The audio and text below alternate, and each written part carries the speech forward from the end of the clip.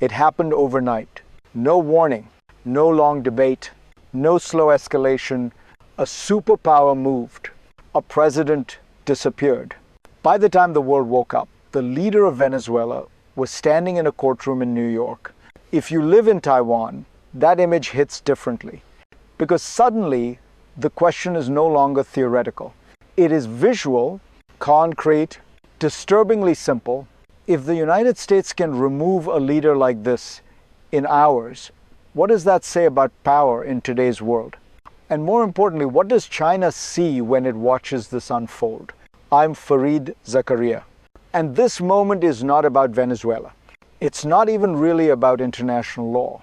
It's about precedent, capability, and the quiet messages great powers send to one another when no one can stop them. Some in Beijing saw a violation of sovereignty. Others saw something far more important, proof that speed matters more than speeches. That deterrence is no longer abstract. And that modern power doesn't announce itself. It arrives before you're ready. If you want to understand where Taiwan fits into this new reality, stay with me. Because the obvious comparison is misleading, and the real danger lies somewhere else entirely. And once we see that, the entire Taiwan question looks very different. The first instinct is comparison. America versus Venezuela. China versus Taiwan. Big versus small. Power versus vulnerability. But this is where most analysis goes wrong, because Taiwan is not Venezuela, and Beijing does not see itself the way Washington does. For China, Taiwan is not a foreign country. It is not an international problem. It is a domestic question. That distinction matters more than any headline, more than any raid, more than any courtroom image. Beijing does not measure its Taiwan policy by international law. It measures it by history, sovereignty, and control. That is why pressure comes first. Coercion without open war, air drills, naval maneuvers, psychological signals. So when China looks at Venezuela, it is not asking, could this happen to us? It is asking something colder. What actually stops it from happening to Taiwan? That question does not lead to lawyers or diplomats. It leads to missiles, ships, timelines. And one decisive variable, the balance of power in the Taiwan Strait. And to understand why that balance looks the way it does today, we have to step back into history. To understand this balance, we have to look backward. Not decades, generations. China's claim over Taiwan was never abandoned. It was postponed, delayed by civil war, frozen by geopolitics, hardened by time. For Beijing, Taiwan sits at the intersection of history and humiliation. A reminder of a century when China was weak, fragmented, pushed around by foreign powers. That memory still shapes strategy today. As China grew richer, then stronger, its approach evolved. Not invasion first, not chaos, but pressure, economic leverage, diplomatic isolation, military presence just short of war. This is not hesitation. It is patience. Meanwhile, Taiwan developed differently. A self-governing democracy, a separate political identity, and a quiet reliance on friends it never fully controls. The United States sits at the center of that equation, not by treaty clarity, but by strategic ambiguity, enough support to deter, enough uncertainty to avoid provocation. That balance held for years. But history does not stand still. And when military capabilities accelerate faster than diplomacy, pressure builds. Eventually, something has to give. And that brings us to the first real shock. The shock came without a countdown. Chinese warplanes circled Taiwan. Not once, not symbolically, for days. Drills intensified, encirclement scenarios, blockade rehearsals. This was not theater. It was a demonstration, a message written in movement, not words. The People's Liberation Army wanted Taiwan and Washington to see something clearly, not intention, capability. How fast forces could move, how quickly the island could be isolated, how difficult outside help might become. And here is where Venezuela quietly re-enters the picture.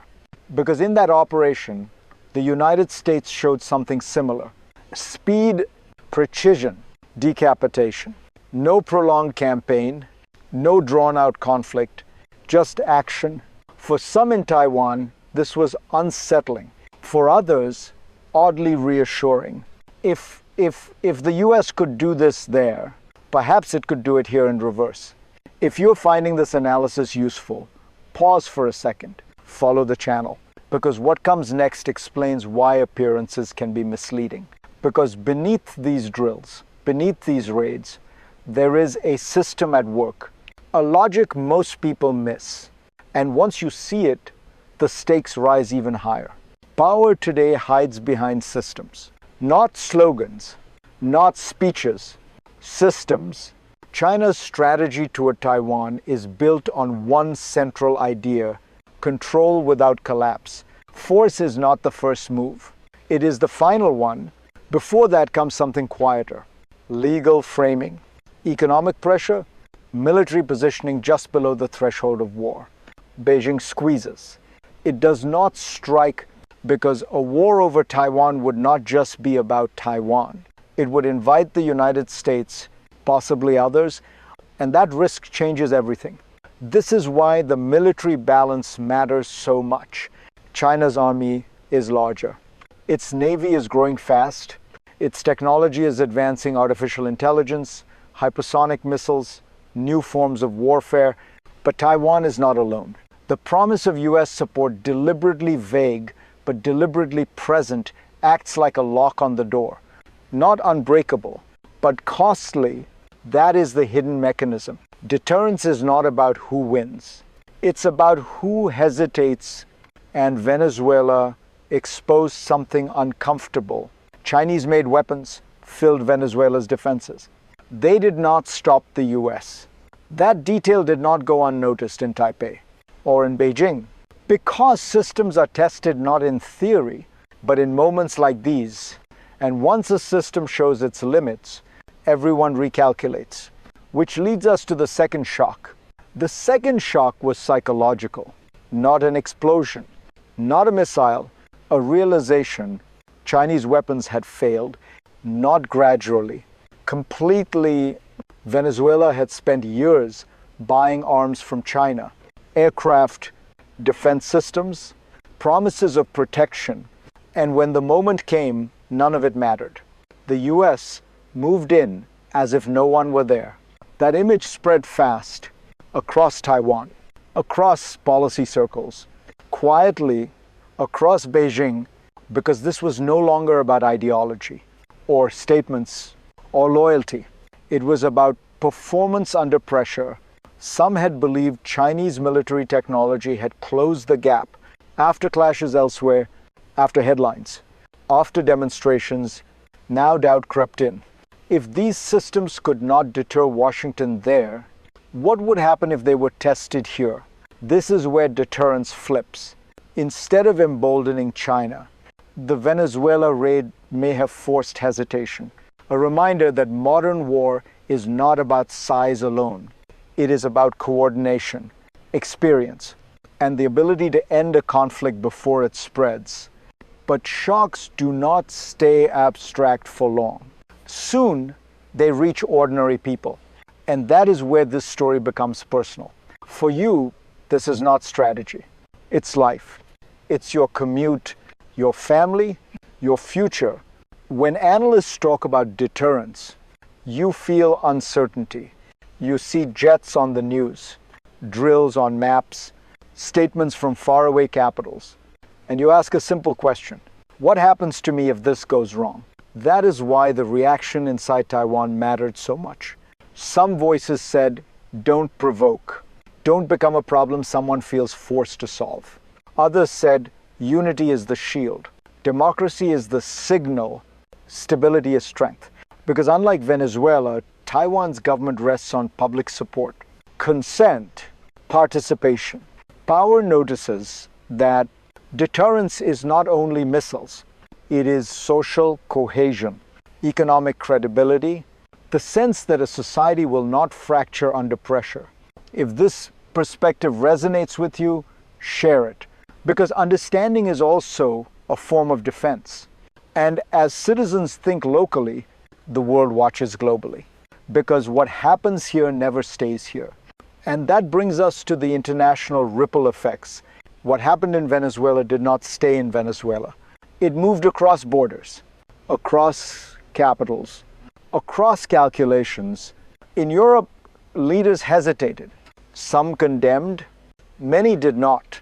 In London, silence spoke loudly. In Brussels, ambiguity ruled. And in Beijing, this was read not as confusion, but as permission. Because when norms weaken, power adapts. China condemned the raid publicly. Strong words, legal language, calls for emergency meetings. But privately, the lesson was sharper. International outrage is no longer guaranteed. Unified response is no longer automatic. Speed can outpace consensus.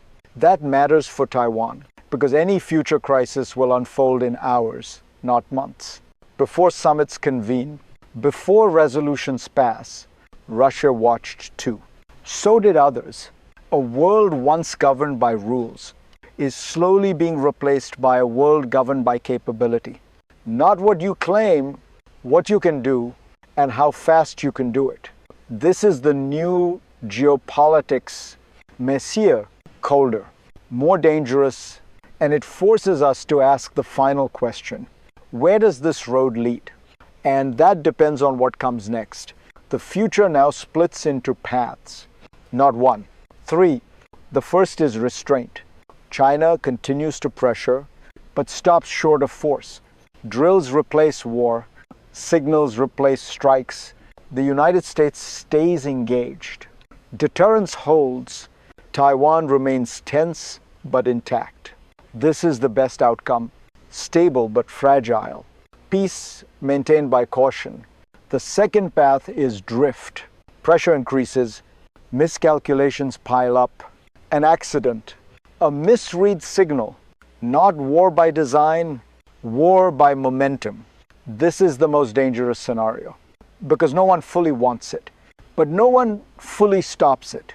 The third path is rupture. China decides the window is closing. Military balance peaks. Global distraction opens space.